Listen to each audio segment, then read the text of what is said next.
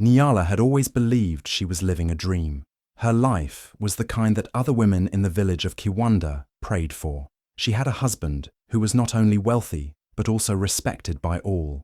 Kasimu was known as a man of honor, a generous businessman, and a loving husband who never hesitated to sing praises of his wife. Their home was the grandest in the village, a place filled with laughter, the aroma of delicious meals, and the comfort of luxury. Servants attended to their every need, and Nyala never had to worry about a thing, or so she thought. But lately, something had shifted. It wasn't something she could immediately put into words, but she felt it. The warmth in Kasimu's eyes had faded. He no longer reached for her hand the way he used to. His smile, once genuine and full of love, now felt forced, almost as if he was wearing a mask. The small moments that once made their marriage special, the lingering conversations after dinner, the gentle touch on her back as he passed by, the way he used to tease her, were disappearing, one by one. He started coming home later than usual, brushing off her questions with vague answers about work. Some nights, he barely spoke to her, locked away in his study, claiming he was too tired. When they lay in bed, the space between them felt wider, colder. Nyala wasn't a fool. She knew that love didn't just vanish overnight. Something was wrong, and deep in her heart, a painful suspicion was beginning to take root. But she said nothing, not yet. She simply watched, listened, and waited, because she knew that sometimes the truth revealed itself in the quiet moments, in the unspoken words, in the way a man looked, or didn't look, at his wife. And in Kasimu's eyes, Nyala saw something that terrified her, a distance she had never seen before, a secret. The village market was always alive with energy, merchants calling out their best prices, the scent of fresh spices in the air, the sound of women laughing as they bargained for vegetables. Nyala moved through the crowd gracefully, greeting familiar faces, her woven basket in hand. But as she reached for a ripe mango at the fruit stall, her fingers froze in mid-air. Two women stood nearby, their voices hushed but urgent. "Have you heard?" one whispered, her eyes darting around. "Kasimu has been seen with another woman." Nyala's breath caught in her throat. She didn't move. She didn't blink. The other woman gasped. "Mwezi, the widow who moved here last year." "Yes," the first one confirmed. "They say he visits her often. At night." A sharp, invisible blade sliced through Nyala's heart, but she didn't let it show. Her face remained calm, her hands steady, as she picked up the mango and placed it in her basket as if she had heard nothing at all. Mwezi, she had heard the name before.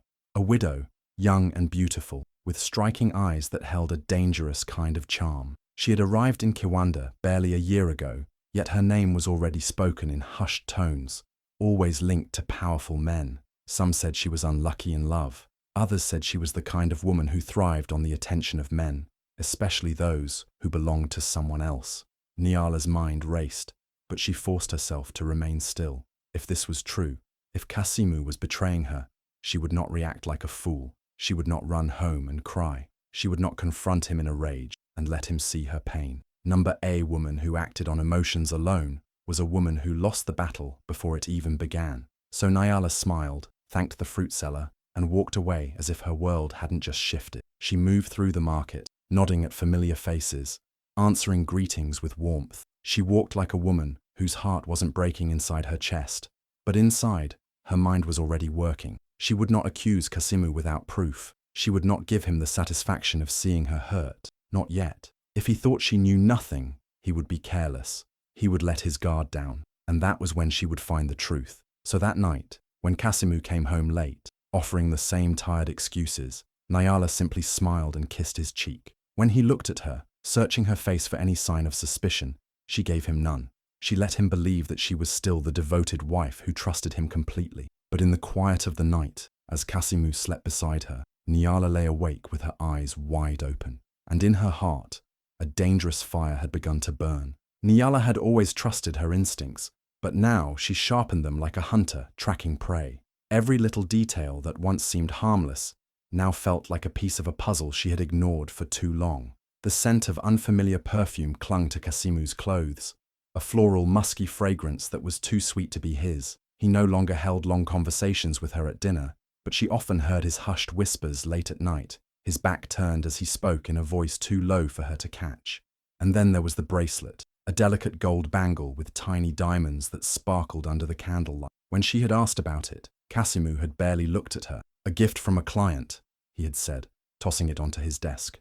But Nyala had been his wife long enough to know Casimu was not the kind of man who let expensive gifts lie around carelessly. If it had truly been from a client, he would have locked it away. But this was different. Her suspicions burned inside her, but she remained silent, watching, waiting. Then, one evening, an opportunity came. Casimu left home in a hurry, barely looking at her as he mumbled about a late business meeting. Nyala didn't believe him, not anymore. So instead of sitting in their grand home, pretending to be the obedient, unaware wife, she wrapped a dark shawl around her shoulders and slipped into the night. She stayed far behind him, careful not to be seen. The streets were quiet, the air thick with the scent of burning firewood and the distant hum of laughter from nearby homes. Casimu walked quickly, his head down, his steps purposeful, and then he turned onto a narrow path leading toward the river. Nyala's heartbeat pounded in her ears as she followed. The path led to a small house, a modest home with flickering lanterns glowing from within.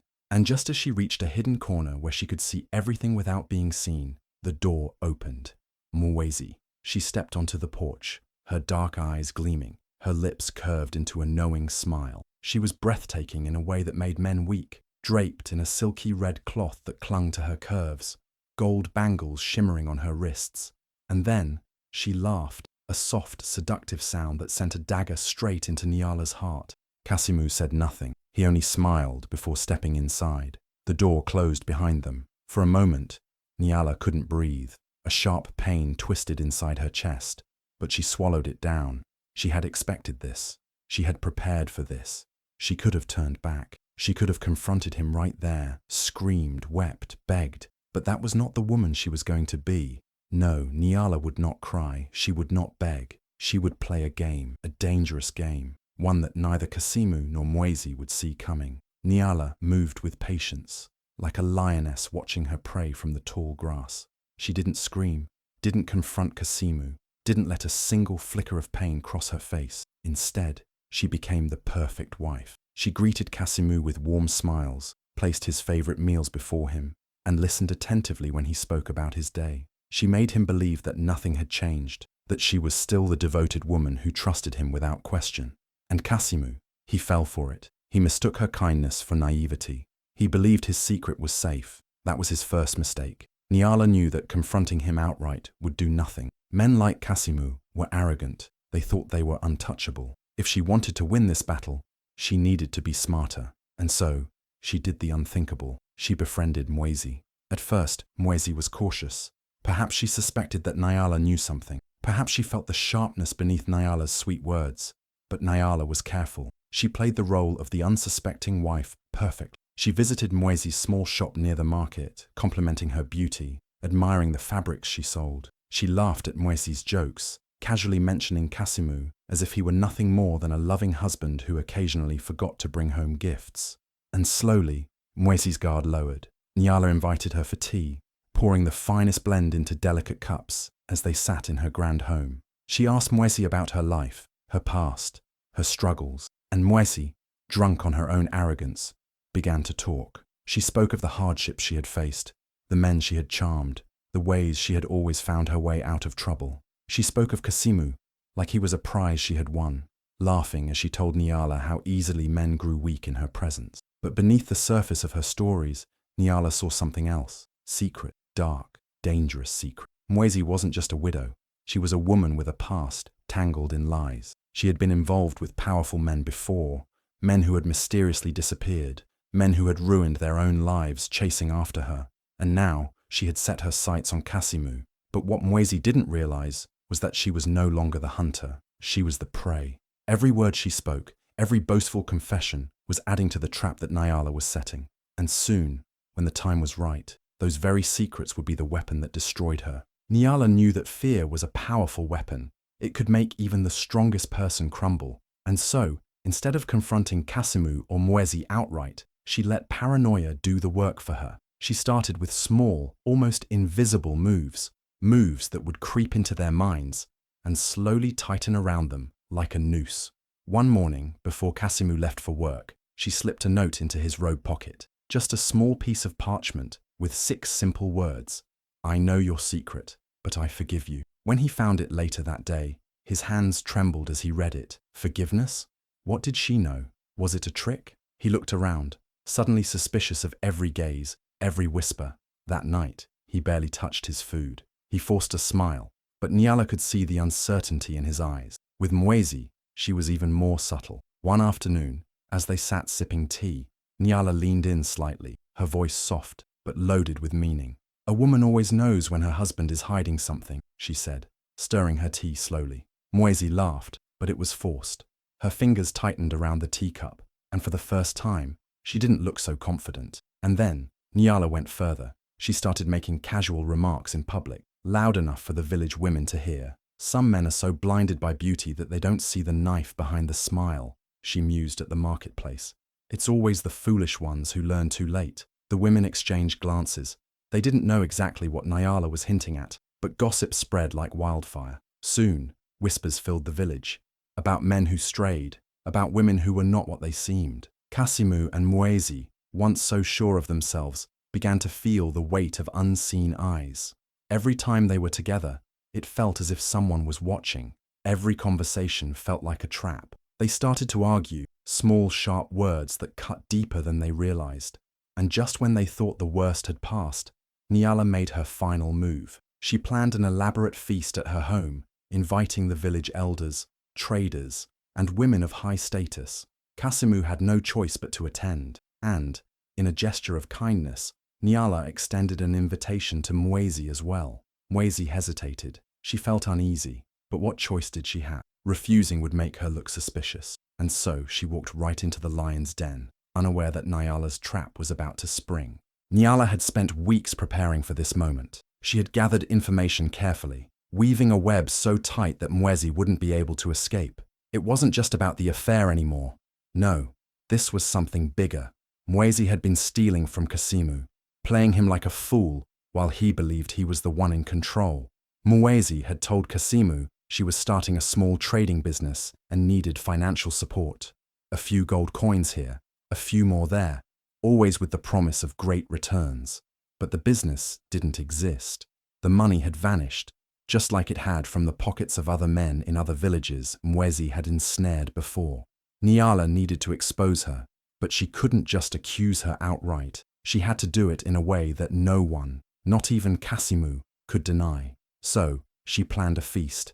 It was the perfect setting. The village elders, traders, and noble families all gathered in Nyala's home, feasting on roasted meat, sweet plantains, and the finest wine. Laughter filled the air. Drums echoed in the background, and the scent of burning torches mixed with the cool night breeze. Nyala played her role beautifully. She smiled, laughed, and moved gracefully among her guests. And when Kasimu and Mwezi arrived, she welcomed them warmly, as if she didn't know the dagger they had plunged into her back. She made sure they sat close together, so the entire village could see them. And then, when the moment was right, Nyala rose from her seat, her voice clear and strong. "There is a thief among us." The room fell silent. Cups paused mid-air. All eyes turned to her. Nyala's gaze locked onto Kasimu first, her expression unreadable. "Husband, did you know that your beloved Mwezi has been taking money from you for a false business? Did you know she has done this before, to other men in other villages?" Gasps erupted from the crowd. People turned to look at Mwezi, whose face had gone deathly pale. Kasimu's eyes darkened, confusion flickering across his face.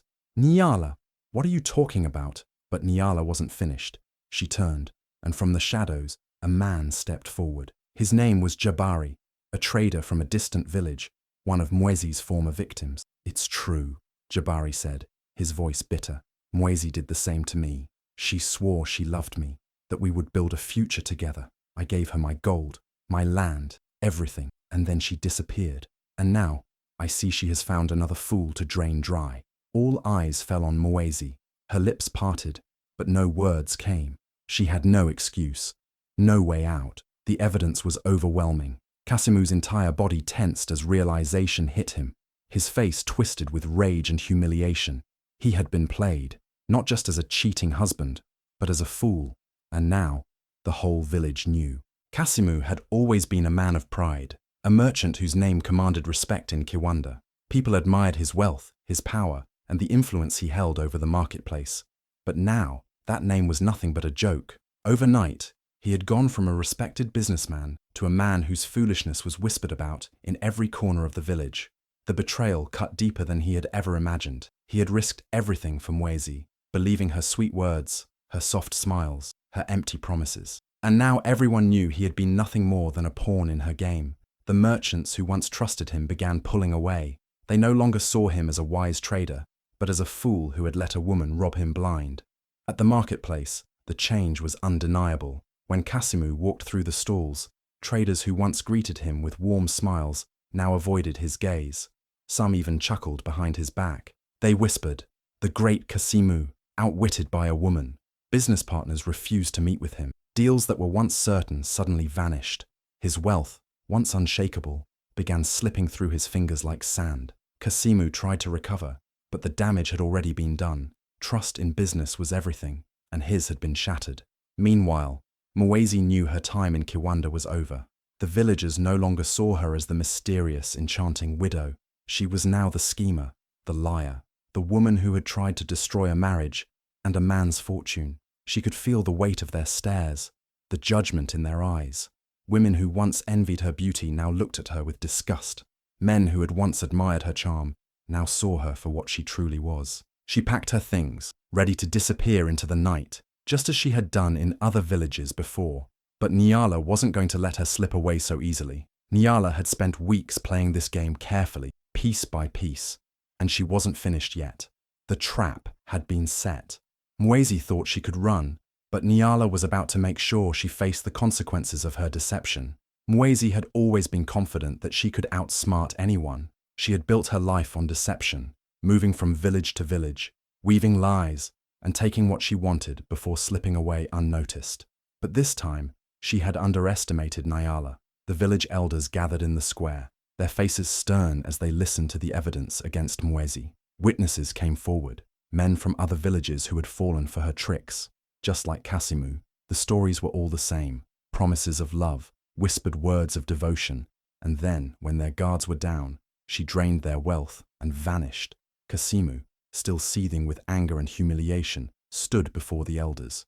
She must return every coin she stole, he demanded, his voice trembling. But Mwezi had nothing left. The money she had taken was gone, spent on luxuries she could no longer afford. She tried to plead, to beg, but the village had already turned against her. "If you cannot repay what you have stolen," the eldest of the council declared, "then your home and belongings will be taken, and you will leave Kiwanda forever." A gasp rippled through the crowd. Banishment was the harshest punishment, a fate worse than prison. To be cast out, stripped of everything, meant she would be alone, with no protection, no resources, no one to deceive. Mwezi's once proud face crumbled. She had no choice. The villagers swarmed into her home, seizing everything: her fine clothes, her jewelry, the furniture she had acquired through stolen wealth. In minutes, the life she had built in Kiwanda was gone. With nothing but the clothes on her back, Mwezi was led to the village gates. The same people who had once admired her beauty now turned their backs on her. Women who had once gossiped about her charms now whispered about her downfall. As she took her first step away from Kiwanda, she turned one last time, only to see Nyala standing in the crowd, watching her with a quiet, victorious gaze. Mwezi had lost. Nyala, however, wasn't done yet. There was still one final move to make. Kasimu stood before Nyala, his once proud shoulders slumped in defeat. The man who had walked with arrogance, who had laughed at whispers of loyalty, now stood like a beggar before his own wife. His fine robes were no longer pristine. They hung loose on his frame, a reflection of the wealth and status he had lost. His once confident voice trembled as he spoke. "Nyala, my love, I was blind. I let greed and temptation steal my senses. You are my true wife, my heart. Please forgive me. Let us rebuild together." The words might have softened her once. The man she had once adored, the husband she had served with love and devotion, now pleaded for another chance. But Nyala was no longer the same woman. She had been humiliated, betrayed, tossed aside like she was nothing. And yet, she had not crumbled. She had risen stronger, smarter, and more powerful than before. She studied Kasimu, letting the silence stretch between them. He shifted uncomfortably under her gaze, his hands clenching and unclenching as if he could feel her slipping away. "Forgiveness," Nyala finally spoke, her voice calm, steady. "Tell me, Kasimu, when you whispered sweet words to another woman, did you think of forgiveness then?" Kasimu's face twisted in regret. "I was a fool." "Yes, you were," Nyala cut him off, her tone sharp. "And not just because of Mwezi. You took me for granted. You thought I was weak, replaceable." Kasimu fell to his knees. The proud merchant who once commanded respect now knelt at her feet. "Please, Nyala," he whispered. "I know I don't deserve it, but I love you. I need you." Nyala tilted her head, considering him. A part of her might have once longed for this moment, for him to see her worth, to regret his actions. But now she saw him clearly. She had won this game, but there was still one final move left to make. Kasimu's fingers closed around the gold coin, confusion flickering in his eyes. He looked down at it, turning it over as if expecting it to change, to multiply into the wealth he had once possessed. But it was just a single coin, small, insignificant, a mere shadow of what he had lost. Nyala stood tall before him, her gaze unwavering. "This is all that remains of our wealth," she said, her voice steady, powerful. "You threw away everything for a fantasy, a lie. And now, you stand here, expecting me to fix what you destroyed." Kasimu's lips trembled, his once confident face crumbling with shame. "Nyala, please, I know I have wronged you, but we can rebuild, together." Nyala let out a soft, humorless laugh. It wasn't the laugh of a broken woman. It was the laugh of a woman who had seen the truth and would never be fooled again. "You want to rebuild?" she asked, stepping closer. "Tell me, Kasimu, where was this desperation when you were sneaking off to Mwezi's house? Where was this regret when you ignored my love, my loyalty, my sacrifices?" Kasimu opened his mouth, but no words came. Nyala didn't need to hear them. She already knew the truth. She had given him everything, her love, her trust, her years, and he had thrown it away for a moment of greed, for a woman who had only used him. He had taken her for granted, believing she would always be there, waiting, forgiving. But Nyala was done waiting. She reached forward, touching his cheek, just for a second, a final farewell. Then she turned and walked away, her head held high, her steps steady and sure. "Nyala, wait!" Kasimu called after her, his voice cracking, but she never looked back. She had won the game, and now she was free. Nyala walked away, leaving behind a man who had taken her for granted. She chose her worth over betrayal, her freedom over pain. But what would you have done in her place? Would you forgive or walk away forever? If this story moved you, don't forget to like, share, and subscribe for more powerful tales. Your support helps us bring more unforgettable stories to life.